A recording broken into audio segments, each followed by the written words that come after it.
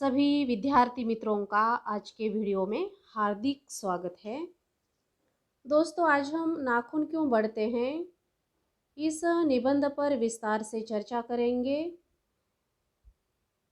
निबंध पर चर्चा करने से पहले इस निबंध के लेखक आचार्य हजारी प्रसाद द्विवेदी जी के जीवन परिचय की जानकारी प्राप्त करेंगे।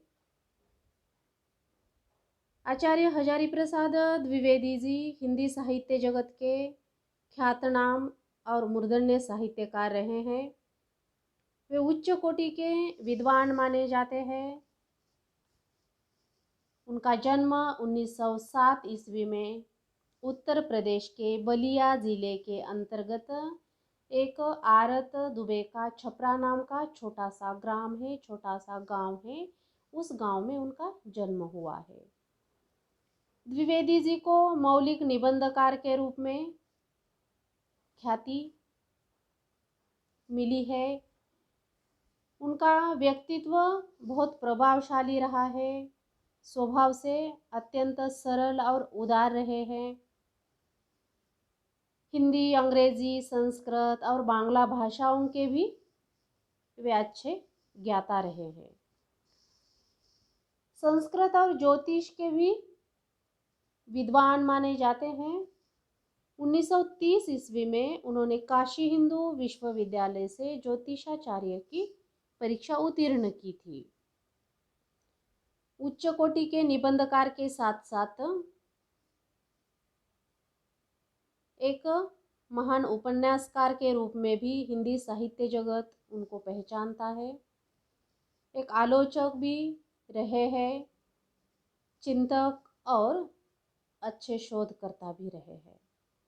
उनकी साहित्यिक सेवा के लिए भारत सरकार ने 1957 ईस्वी में पद्म भूषण उपाधि से सम्मानित किया है, पुरस्कृत किया है।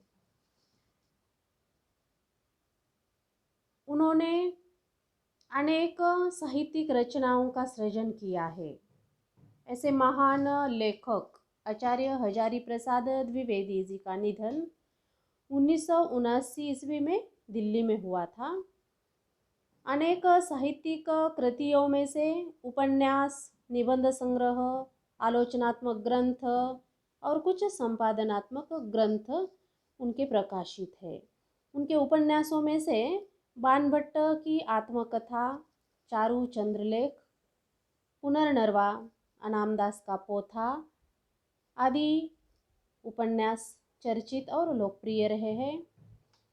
निबंध संग्रहों में से कूटज, अशोक के फूल, विचार और विमर्श, विचार प्रवाह, विचार और वितर्क, कल्पलता, आलोक पर्व, ये उनके प्रसिद्ध निबंध संग्रह है। उन्होंने अनेक आलोचनात्मक ग्रंथों का सृजन किया है, जैसे कि कबीर, हिंदी साहित्य की भूमिका, हिंदी साहित्य का अधिकार, संदेश रासक, साहित्य सहचर, नाथ संप्रदाय आदि इनके आलोचनात्मक ग्रंथ है। साथ ही द्विवेदी जी ने संपादन पर कार्य भी किया है। नाथ सिद्धों की बानियाँ, रामानंद की हिंदी रचनाएं, पंडित जगन्नाथ तिवारी, ये इनका अभिनंदन पर ग्रंथ है। संदेश रासक, यह लेखक के संपादनात्मक ग्रंथ है। उन्होंने लिखा हुआ निबंध नाखून क्यों बढ़ते हैं, इस पर विस्तार से हम चर्चा करने वाले हैं। यह निबंध एक ललित निबंध है।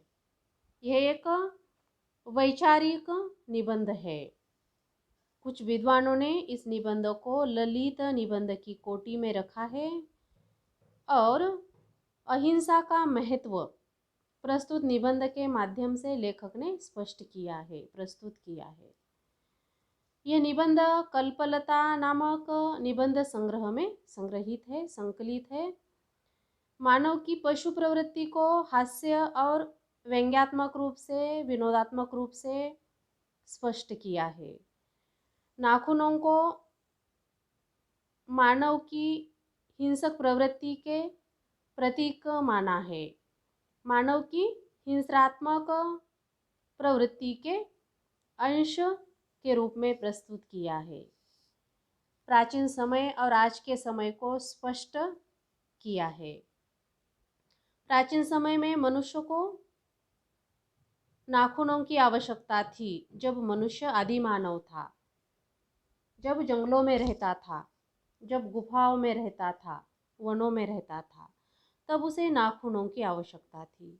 शिकार करने के लिए अथवा स्वयं की रक्षा करने के लिए या आत्मरक्षा के लिए उसको नाखूनों का उपयोग होता था। लेकिन आज नाखूनों की आवश्यकता नहीं है। मानव के शरीर के जितने भी अनावश्यक अंग थे वे सभी झड़ गए हैं। जैसे कि पूंछ भी झड़ गई है, लेकिन नाखून आज भी बढ़ रहे हैं। नाखून आज भी जीवित है, जिंदा है। जबकि मनुष्य के भीतर छिपी हुई हिंसा के वे प्रतीक है। इसलिए लेखक मनुष्य को सतर्क करते हैं। कहते हैं कि मनुष्य ने किस ओर बढ़ना चाहिए, कौन सा रास्ता चुनना चाहिए, अच्छा या बुरा, प्रगति का या अधोगति का, स्नेह का या द्वेष का, पशुत्व का रास्ता चुनना चाहिए या मित्रत्व का रास्ता चुनना चाहिए। इसलिए लेखक कहते हैं कि मनुष्य का विशिष्ट महत्व प्रेम में है, मैत्री में है और अपने लिए, अपने सबके मंगल के लिए निशेष भाव से कुछ देने में है, सबका मंगल चाहने में है। लेखक यहाँ कुछ चीज़ वस्तु, पैसा सोना देने की बात नहीं करते हैं, तो मित्रत्व का भाव चाहते हैं, स्नेह देने की बात करते हैं, सहयोग देने की बात करते हैं, एक दूसरे को मदद करने की बात करते हैं, और यह भी निस्वार्थ भाव से, बिना द्वेष से, बिना क्लेश से, बिना क्रोध से लोगों के साथ या एक दूसरे के साथ सौहार्दपूर्वक व्यवहार करने की ओर लेखक संकेत करते हैं। और यह समस्त मानव समाज के लिए उपयोगी सिद्ध होगा। इससे ही समस्त मानव समाज सुखी होगा, समस्त मानवता का विकास होगा। अर्थात प्रस्तुत निबंध के माध्यम से लेखक ने मानवतावादी स्वर को चित्रित किया है, मानवतावादी स्वर को प्रमुखता दी है। लेखक मानव के भीतर की हिंसात्मक प्रवृत्ति को समाप्त करना चाहते हैं। अर्थात नाखून नहीं बढ़ेंगे तो मानव के भीतर की हिंसा भी नहीं बढ़ेगी। अगर नाखून बढ़ेंगे तो मानव के भीतर की हिंसा भी बढ़ेगी। लेखक ने एक स्थान पर कहा है कि नाखून बढ़े भी तो भी मानव उसे बढ़ने नहीं देगा, अर्थात हिंसा को बढ़ावा नहीं देगा। हिंसा पर वो प्रतिबंध लगाएगा, हिंसात्मक प्रवृत्ति को अपने हृदय से, जड़ से उखाड़ कर फेंक देगा, निकाल कर फेंक देगा। इस निबंध का यही मुख्य उद्देश्य रहा है। मानव के पारस्परिक वैमनस्य का परित्याग करने के लिए लेखक सूचित करते हैं, और यह परस्पर वैमनस्य का परित्याग करना अपने आप से शुरू करने के लिए कहते हैं। जब हम खुद वैमनस्य का परित्याग करेंगे तो फिर बाद में दूसरे लोग भी करेंगे। वैमनस्य का परित्याग करने के लिए फिर दूसरे लोग भी प्रेरित हो जाएंगे। आपसी प्रेम और सौहार्द से रहने की बात करते हैं। आपसी प्रेम और सौहार्द को बढ़ावा देने के लिए कहते हैं। आपसी वैमनस्य का त्याग करने के लिए कहते हैं और प्रेम, स्नेह, सौहार्द से रहने के लिए कहते हैं। और यही प्रेरणा लेखक इस निबंध के माध्यम से देते हैं। यह प्रेरणा देते हुए लेखक ने निबंध में अनेक उदाहरणों का प्रयोग किया है, अनेक उदाहरण दिए हैं। नाखूनों के पशुता की ओर इशारा किया है, नाखूनों की माध्यम से मनुष्य के भीतर की जो पशुता है या ये जो नाखून है, ये पशुता के जो चिन्ह माने जाते हैं, वे बुराई का प्रतीक है। जैसे नाखूनों को काटा जाता है, वैसे ही बुरी आदतों को या बुरे व्यवहारों को भी त्यागना चाहिए और इससे ही विश्व शांति और समस्त मानव मात्र का कल्याण होगा। और विश्व शांति और मानव मात्र का कल्याण करना ही मनुष्य का मुख्य लक्ष्य होना चाहिए, इसकी ओर लेखक संकेत करते हैं। प्रस्तुत निबंध की भाषा जो है अत्यंत सहज है, सरल है, बोधगम्य है और प्रभावशाली है। हल्की फुल्की ही भाषा का प्रयोग किया है लेखक ने, साथ ही हास्य व्यंग्य शैली को भी प्रयुक्त किया है। इतना ही नहीं तो मानवीय मूल्यों का महत्व स्पष्ट किया है, संवेदनशीलता को स्वीकारने की सलाह दी है, सद्गुणों को अपनाने की सलाह दी है, सूचना दी है, दुर्गुणों को त्यागने के लिए कहा है। सद्गुण और दुर्गुण दोनों का अंतर दर्शाया है और सद्गुणों को और दुर्गुणों के अंतर को दर्शाते हुए अच्छे गुणों को अपनाने के लिए, आत्मसात करने के लिए कहा है।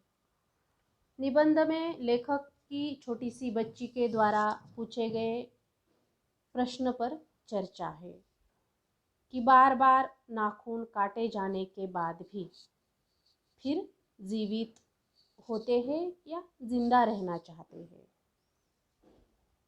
पर ऐसा क्यों? ये एक प्रकार का गंभीर प्रश्न है और गंभीर चिंतन करने के लिए विवश करने वाला यह प्रश्न है। नाखून हो चाहे दांत हो, यह पशुता की पहचान है जो आज मानव के शरीर के भीतर मौजूद है। तथाकथित सांस्कृतिक, सामाजिक, शैक्षणिक, आर्थिक विकास यात्रा के बावजूद भी हिंसा की जो प्रवृत्ति है वो लोगों के मन से पूरी तरह से नष्ट नहीं हो पा रही है।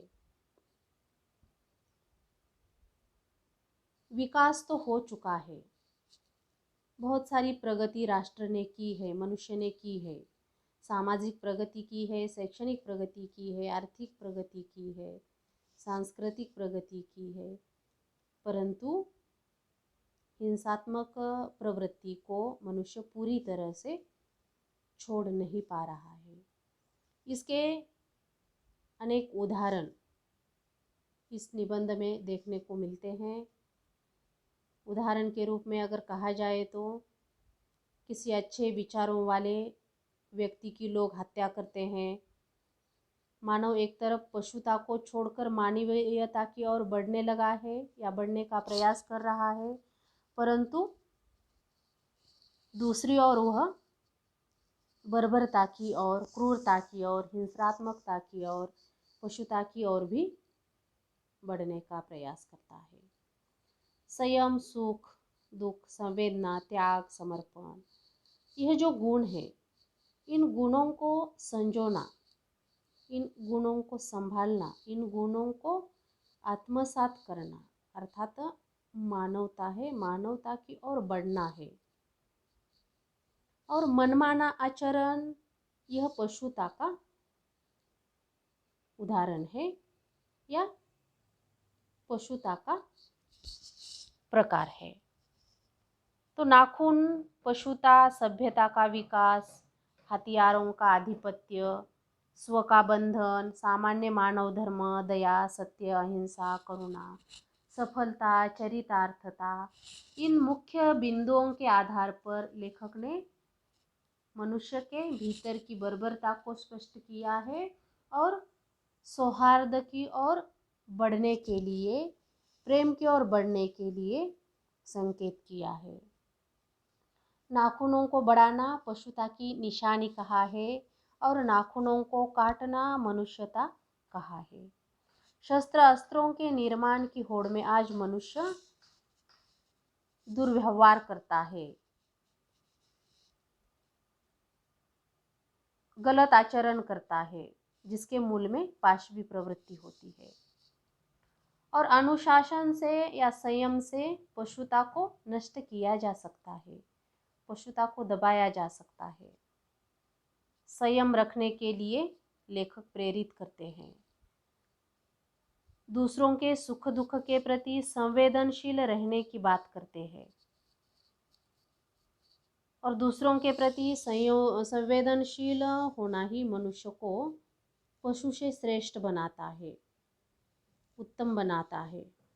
महात्मा गौतम बुद्ध जी हो, महात्मा गांधी जी हो, इन सभी महान विद्वानों ने विश्व को करुणा, प्रेम, शांति का ही संदेश दिया है। और इसी प्रकार का संदेश आचार्य हजारी प्रसाद द्विवेदी जी भी अपने निबंध के द्वारा देते हैं। इस संदेश को जीवन में उतारकर मनुष्य की सार्थकता को, मनुष्य की सफलता को देखना चाहते हैं। लेखक ने निबंध के माध्यम से नए और पुराने में जो भेद है, तो उन नए और पुराने का समन्वय स्थापित करने का भी प्रयास किया है। नए और पुराने में से मानवता के पक्ष में जो उपयोगी है, जो लाभदायक है, जो अच्छा है, जो उचित है, उसको अपनाने की सलाह दी है। सफलता और सार्थकता में से सार्थकता अधिक महत्वपूर्ण मानी है, चरितार्थता अधिक महत्वपूर्ण मानी है, क्योंकि यही सार्थकता, यही चरितार्थकता